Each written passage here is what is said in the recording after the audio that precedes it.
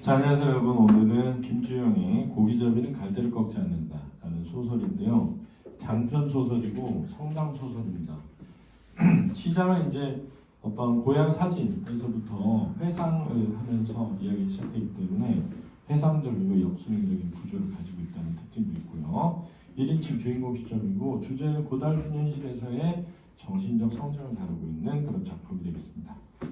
자, 그러면 본문을 읽어가면서 한번 해석을 해보죠. 적어도 그 다락 속에는 어머니 은밀한 움직임에 명분을 줄 만한 물건들을 찾아볼 수 없었다. 그러니까 이제 여기서 뭘 이해할 수 있냐면 뭔가 어머니가 은밀하게 뭘 했는데 그게 뭔지를 아직 찾을 수 없었다는 거죠. 그러나 나는 곧 그것을 발견했고 해답도 얻어낼 수 있었다.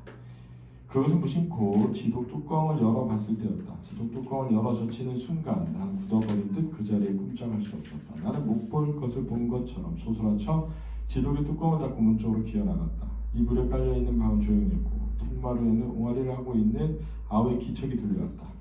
나는 다시 안쪽으로 가서 지독의 뚜껑을 벗겼다. 놀랍게도 그 지독엔 간역까지, 그래서 간역이라는 건 가해까지, 끝까지, 가해 끝까지 넘쳐내릴 것 같은 곡식이 가득 채워 있었다. 그것은 도전까지 마친 하얀 맵살이었고 옆에 있는 지독엔 보리쌀이 반 너무나 채워져 있었다. 채워놓은 곡식에서 풍기는 특유한 비릿한 누린내가 코로 스며들었다. 문득 지독 속으로 손을 집어넣고 싶은 충동을 느꼈다. 이런 충동은 이제 가난하고 배고팠기 때문에 쌀을 보고 그런 충동을 느낀 거예요. 그러나 그럴 수 없었다. 평도가 되게끔 손등으로 꼭꼭 다져놓은 곡식쌀에 위에 5손가락의 형용이 너무나 선명한 손도장이 찍혀 있었기 때문이다. 다시 판에 유형을 파놓은 음각 무늬처럼 선명한 어머니의 손자국을 보는 순간 나는 섬찟한 긴장을 느꼈다. 그것은 함부로 범접할 수 없는 장군의 견장 같은 것이었다. 내가 만일 그 쌀독 속을 해적에 놓게 되면 어머니 당장 다른 사람의 범접을 눈치채게 될 것이다.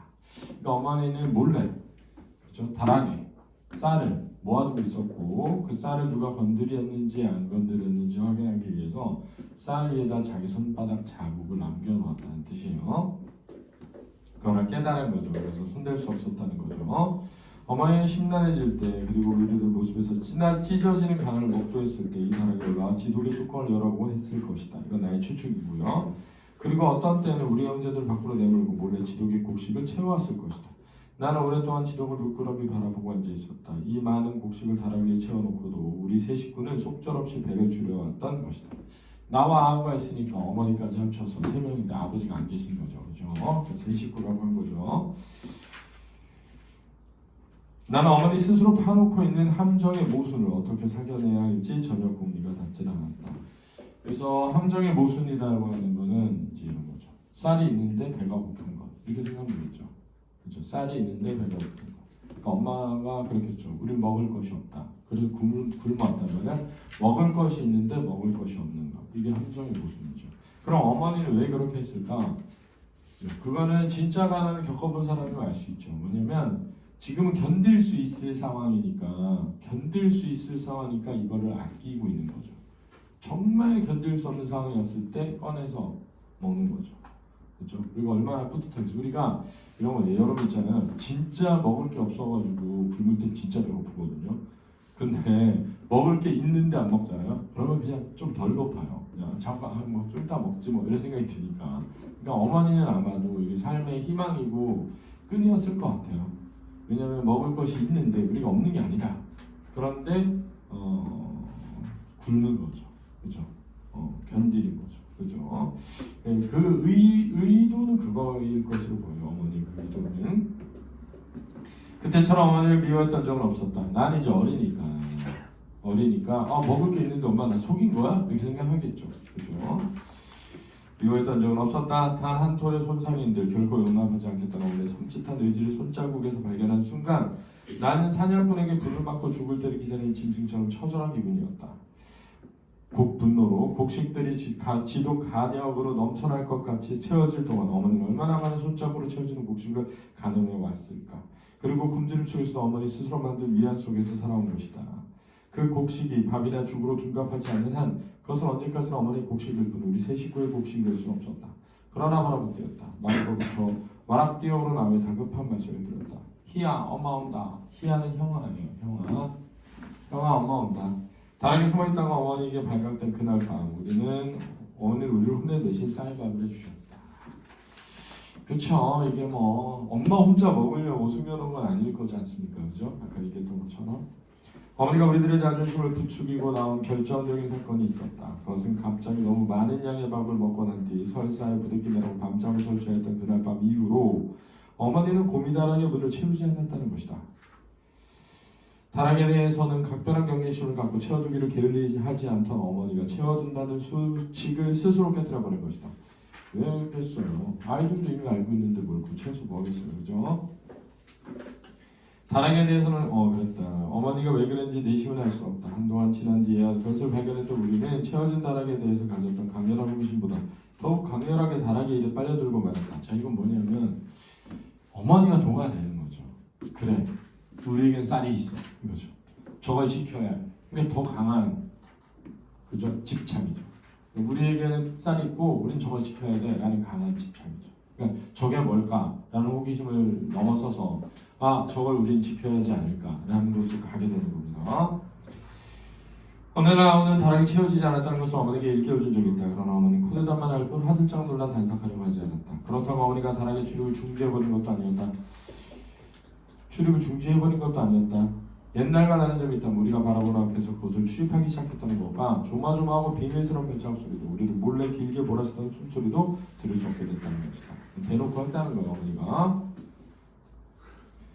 어머니는 자주허리가 저리나는 둥 청소를 해야겠다는 둥 혼자 소리로 당초립을 구초를 늘어놓곤 했다. 즉 일상적인 그런 말들이 우리로 하여금 다락에 대한 신비감 반가심은 단서가 됐을지 몰랐다.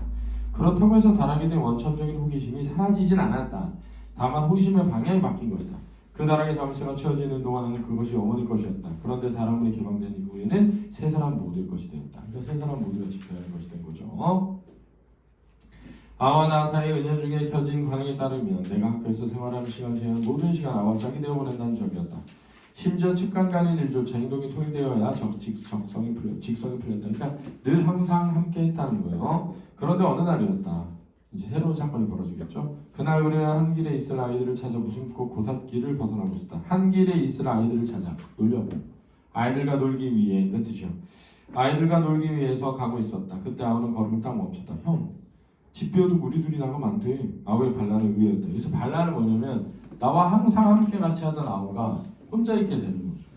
혼자 있으려고 하는 거죠. 우리는 어머니가 돌아온다는 보장이 없는 시각이라면 하루 종일 줄곧 집을 비워두고 쏘다녔기 때문이다. 둘이 같이 놀러 다녔다는 거예요.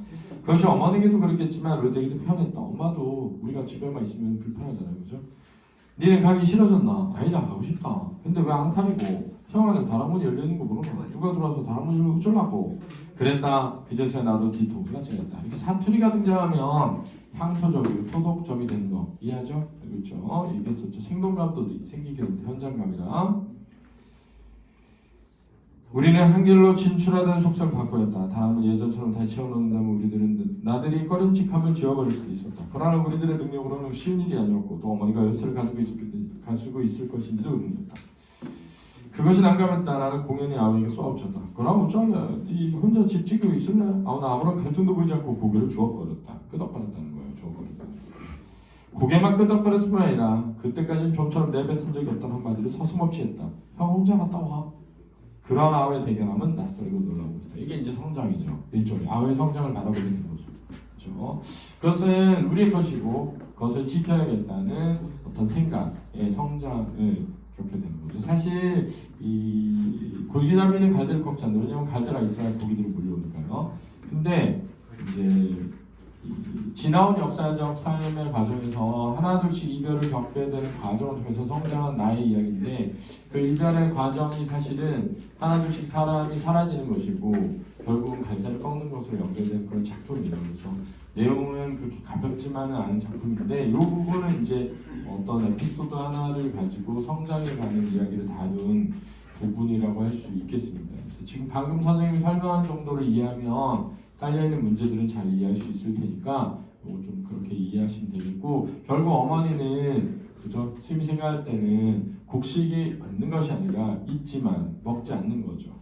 그것으로서 어떤 희망을 끈을 가지고 살아왔던 것이고, 그것이 이제 자식들에게 알게 된 순간 자식들이 성장하면서 그것을 같이 지키는 존재로 변한 과정을 보여주는 부분이라고 할 수 있겠습니다. 자, 이렇게 해서 설명을 마치도록 하겠습니다. 수고하셨습니다.